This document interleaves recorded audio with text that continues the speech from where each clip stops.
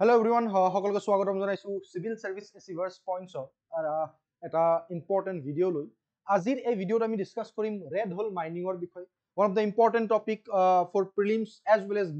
মেইনছত যদি আমি চাওঁ GS পেপাৰ 3 আমাৰ কাৰণে বহুত বেছি important as because GS paper 3 আমি এনভাইৰনমেণ্ট বা ডিজাষ্টাৰ মেনেজমেণ্টৰ লগত জড়িত টপিকবোৰৰ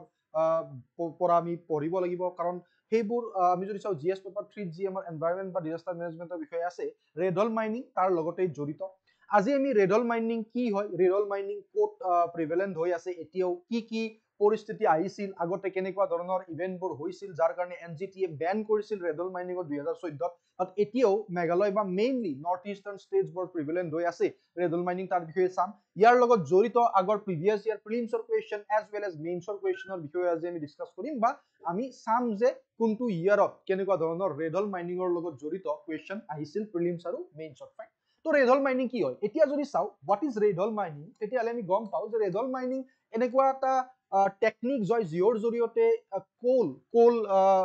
কোল যিবোৰ আছে আমাৰ মেইনলি যদি চাওঁ আমি বিভিন্ন জেগাত মেইনলি ইষ্টাৰ্ণ চাইডত, ইণ্ডিয়াৰ ইষ্টাৰ্ণ চাইডত কোল বেছিকৈ পোৱা যায়, বাট নৰ্থ ইষ্টৰ যিবোৰ কোল তাত যদিও ছালফাৰৰ মাত্ৰা বহুত বেছি,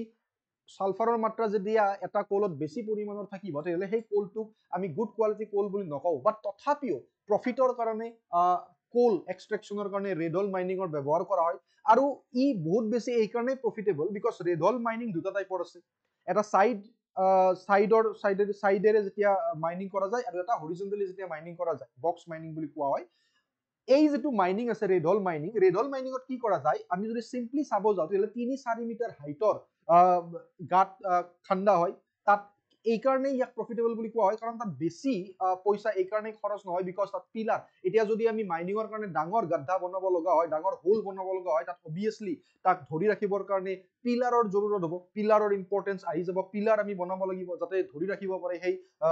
যিটো গাঁত খান্দিছে। বাট ৰেড হোল মাইনিং বেছি ডাঙৰ নহয় আৰু সেইকাৰণে আমি ইয়াৰ লগত চাইল্ড লেবাৰকো জড়িত কৰিব পাৰোঁ। চাইল্ড লেবাৰক এইকাৰণেই জড়িত কৰিব পাৰোঁ কাৰণ যিকেইটা হোল বনোৱা হয় 3-4 মিটাৰ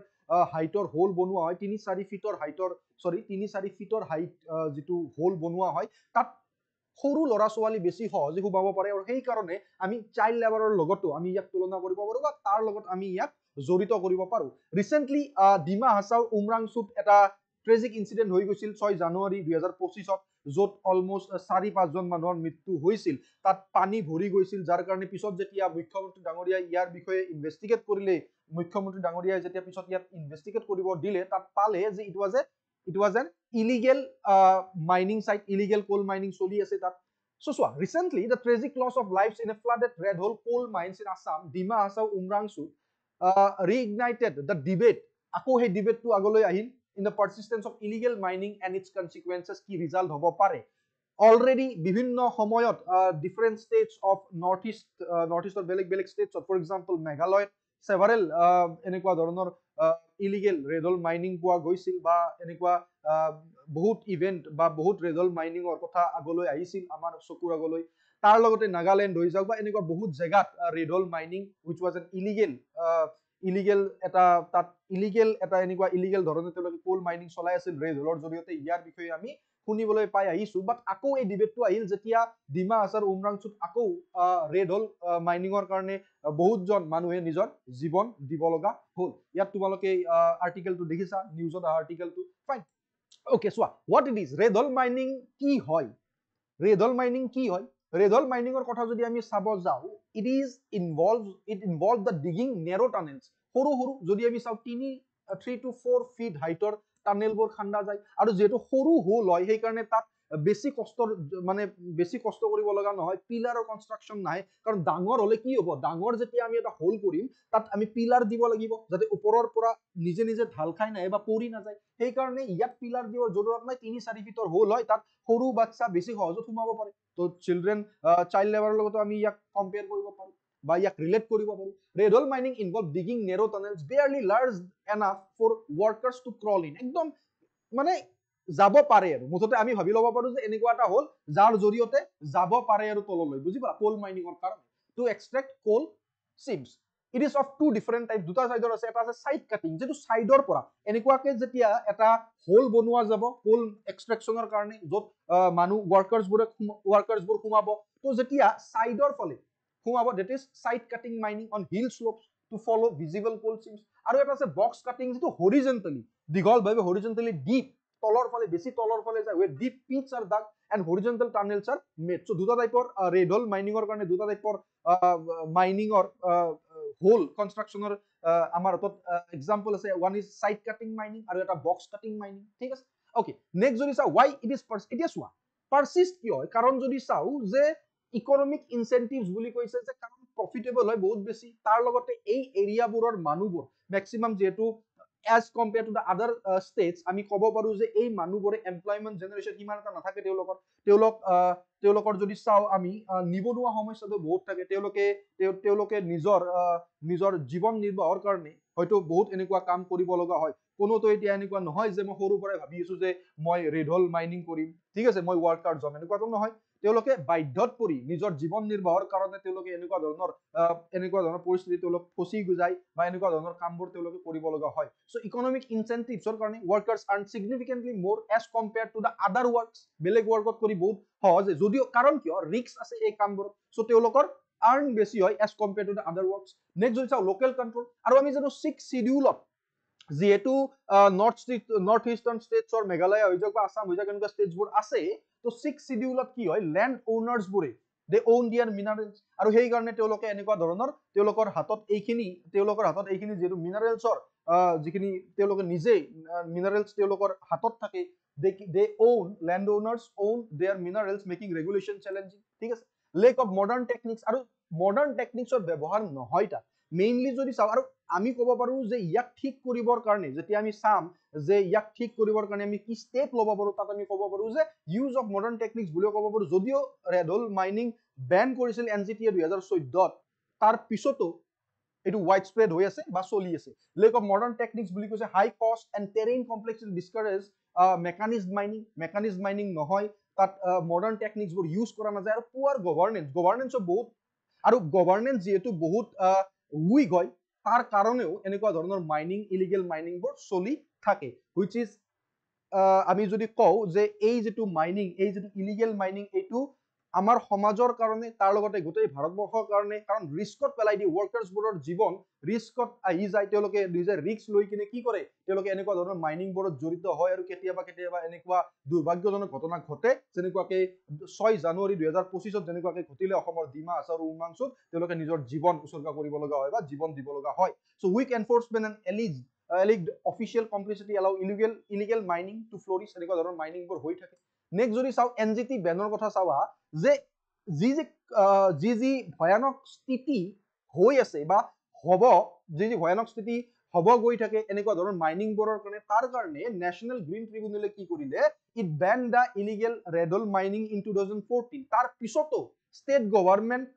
হাইৱেৰ ষ্টেট গভৰ্ণমেণ্ট আপিল, যদিও ষ্টেট গভৰ্ণমেণ্টে আপিল কৰিলে সুপ্ৰিম কোৰ্টত, আৰু এনেকুৱা ধৰণৰ প্ৰেক্টিছবোৰ প্ৰিভেলেণ্ট মানে কি, ৱাইড স্প্ৰেড বুলি আমি ক'ব পাৰো, যে ৱাইড স্প্ৰেড হৈ আছে বিভিন্ন ষ্টেটছত, mainly in the north eastern states. Panel appointed by the Meghalaya high court in 2002 found that, যিটো পেনেল এপইণ্ট কৰা গৈছিল মেঘালয় হাই কোৰ্টৰ জৰিয়তে 2022 চনত, তেওঁলোকে পাইছিল যে rat hole mining continues unabated in মেঘালয়ত কণ্টিনিউৱাছলি এইটো চলিয়ে আছে। Why Northeast India has more red hole minings or red hole coal mines? আমি অলৰেডি চালো যে 6th শিডিউলত যেটো ল্যান্ড ৰাইটস আছে, তাৰ জৰিয়তে এইটো এটা ৰিজন যাৰ কাৰণে নৰ্থ ইষ্টাৰ্ণ ষ্টেটছবোৰ বেছি ৰেড হোল মাইনিং পোৱা যায়। তোমালোকে মন দিবা যে 6th শিডিউলত যিবোৰ ল্যান্ড ৰাইট দিছে, যে ল্যান্ড ওনাৰ্ছ ওন দিয়াৰ মিনাৰেলছ, বুজি পালা, তো তাৰ কাৰণে তেওঁলোকে মিনাৰেলছ এক্সট্ৰেক্ট কৰিব চেষ্টা কৰে, যাৰ কাৰণে এনেকুৱা ধৰণৰ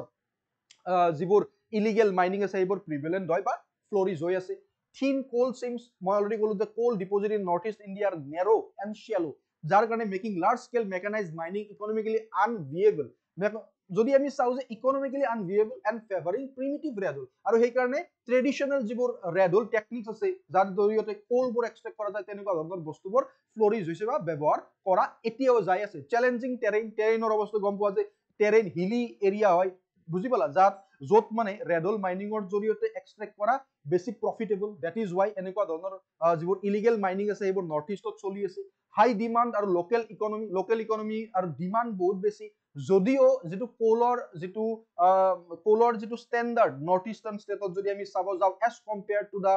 তেলেংগানা বা ঝাৰখণ্ডৰ যিবোৰ এৰিয়াত কোল পোৱা যায় সালফাৰৰ মাত্ৰা যদিও বহুত বেছি কোলৰ ষ্টেণ্ডাৰ্ডটো সিমান এটা ভাল নহয় তথাপি প্ৰফিটৰ কাৰণে এনেকুৱা ধৰণৰ মাইনিংবোৰ বৰ্তমান সময়তো নৰ্থ ইষ্টত বেছি প্ৰিভেলেন্ট হৈ আছে ঠিক আছে সাজেষ্টেড মেজাৰ্স ইয়াত দিছে যে গভৰ্নেন্স ভাল হ'ব লাগে গভৰ্নেন্সটো যদি ভাল হয় তাৰ লগতে যদি মাল্টি ফেচেটেড এপ্ৰোচবোৰ ইউজ কৰা যায় লোকেল কমিউনিটিবোৰক যদি এৱাৰনেছ দিয়া যায় তেওঁলোকক যদি এম্পাৱাৰিং কৰা যায় তেওঁলোকক এৱাৰনেছ প্ৰগ্ৰেম কিছুমান ৰখা যায় যে এনেকুৱা ধৰণৰ ইভেন্টবোৰ এনেকুৱা ধৰণৰ ৰেডল মাইনিঙৰ ফলত কি দশা হ'ব পাৰে বা কি বেয়া পৰিস্থিতিৰ সৃষ্টি হ'ব পাৰে এনেকুৱা ধৰণৰ এৱাৰনেছ প্ৰগ্ৰেম যদি কণ্ডাক্ট কৰা যায় it also help in preventing this illegal mining. Strengthening and enforcing regulatory measures to curb this practice. A practice to curb koribor karone, noa koribor karone, regulatory measures would enforce kora jao. This is one of the suggested measures. Promoting modern mining techniques kisuman use kora jao. ঠিক আছে যিবোৰ ট্ৰেডিশনাল mining techniques বা মোৰ প্ৰফিটৰ কাৰণে যেতিয়া red হোলবোৰ একদম নেৰো যিবোৰ সৰু সৰু হোল বনোৱা যায় 3-4 ফিট হাইটৰ সো সেইবোৰ যাতে নহওক তাৰ কাৰণে মডাৰ্ন টেকনিক্স ব্যৱহাৰ কৰা যাওক so these are some of the suggested measures to prevent the or to curb the red hole mining ঠিক আছে ইয়াৰ লগত জড়িত already it is very important মই অলৰেডি আগতে কৈছো যে প্ৰিলিমছ বা মেইনছ পাৰ্সপেক্টিভৰ পৰা বহুত বেছি ইম্পৰ্টেণ্ট আগতে এনেকুৱা ধৰণৰ কোৱেশ্চন আহিছে আৰু এইবাৰ তোমালোকে ৰেড হল মাইনিঙৰ যেটো জানুৱাৰীত এইটো কাৰেন্ট এফেয়াৰ্ছৰ ইভেন্ট সো তোমালোকে এজিউম কৰিব পাৰা তোমালোকে এক্সপেক্ট কৰিব পাৰা যে প্ৰিলিমছত ইয়াৰ পৰা কোৱেশ্চন আহিব বা মেইনছতো ইয়াৰ পৰা কোৱেশ্চন আহিব আগত প্ৰিভিয়াস ইয়াৰত ইউপিএসসিত কেনেকুৱা ধৰণৰ কোৱেশ্চন আহিছে ইয়াৰ লগত জড়িত এটা প্ৰিলিমছৰ কোৱেশ্চন আমি চাও আৰু মেইনছৰ কোৱেশ্চন আমি চাম এটা কোৱেশ্চন আছে ইয়াত যে consider the following statement regarding rat hole মাইনিঙৰ লগত জড়িত স্টেটমেন্ট দুটা দিয়া আছে আমাক ইয়াৰ ওপৰত কোৱেশ্চন সুধিছে প্ৰথম স্টেটমেন্টটো আছে যে rat hole mining is mainly used for copper mining in India it was a false statement why copper mining or karone nohoy mainly coal mining or karone use kora jay india red hole mining next dutiya statement to jodi ami sao this type of mining mainly carried out in south india mainly south india boli koise mainly south india noy etuo bhul this statement is also incorrect as because mainly south india noy beleg jagat mainly eastern india beleg jagat enukwa dhoroner mining thake aru it was mainly prevalent in the northeastern india yat amak option dise option number a only statement 1 is correct only statement 2 is correct both are correct both are false so option number D is correct that is both are false ইয়াৰ লগত জড়িত red hole mining ৰ লগত জড়িত তোমালোকে এটা mains এটো 2013 ত যদি তোমালোকে সোৱা GS3 ত আহিছিল 2013 ৰ UPSC question হয় 2013 ত UPSC মেইনছ ৰ third paper ত এই question টো আহিছিল যে what are the consequences of illegal mining or consequence কি হয় discuss the ministry of environment and forest concept of go and no go zones ৰ বিষয়ে তোমাক লিখিব দিছে coal mining sector and ইয়াত দিছে আমাক 250 words মানে 15 marks or question হয় এটো so তোমাকে try কৰিব পাৰা you can write the answer and comment on the and place it in the comment section মই চাম তোমালোকৰ যদি তোমালোকে এই কোৱেশ্চনটো at least হিন্টৰ জৰিয়তে তোমালোকে বুজাব খোজা যে মেইনছত তোমালোকে ইয়াক কেনে ধৰণে লিখিবা আৰু প্ৰিলিমছৰ এনসাৰটো আমি যেটো প্ৰিলিমছ কোৱেশ্চন আছিল তাৰ এনসাৰটো আমি অলৰেডি ডিসকাস কৰিলবে মেইনছৰ যেটো কোৱেশ্চন আছে ইয়াক আমি কেনে লিখিম ইয়াক যদি তোমালোকে এবাৰ হিন্টৰ জৰিয়তে লিখি দিবলৈ চেষ্টা কৰিছা তোমালোকে কমেন্ট সেকশনত ইয়াৰ এনসাৰটো দিব পাৰা মই তাত চেক কৰিম ঠিক আছে তো থ্যাংক ইউ সো মাচ আই হোপ তোমালোকে ৰেড হল মাইনিঙৰ বিষয়ে গম পালা বহুত ইম্পৰ্টেন্ট টপিক হয় প্ৰিলিমছ 2025 ৰ কাৰণে লগতে মেইনছৰ কাৰণে বহুত বেছি ইম্পৰ্টেন্ট হয় আই হোপ তোমালোকে পঢ়ি থাকিবা CSAP IAS একাডেমিক সাবস্ক্ৰাইব কৰিবা জড়িত থাকিবা CSAP IAS একাডেমিৰ লগত আৰু যিবোৰ ভিডিঅ'জ আহে সেই ভিডিঅ'জবোৰ তোমালোকে ভালদৰে চাই থাকিবা আই হোপ তোমালোকে প্ৰিলিমছ ক্ৰেছ কোৰ্স বিনামূলীয়াভাৱে CSAP IAS একাডেমিৰ লগত জড়িত হৈ কন্টিনিউ কৰি আছা আৰু আই হোপ তোমালোকৰ গোটেইবোৰ বস্তু এতিয়ালে যিমানবোৰ সাবজেক্ট কমপ্লিট হ'ল ভালদৰে কমপ্লিট হৈছে থ্যাংক ইউ সো মাচ এভৰিওয়ান বহুত মৰম বহুত ভাল পোৱা ভালদৰে পঢ়ি থাকিবা লগ পাম তোমালোকক নেক্সট ক্লাছত তেতিয়ালে জয়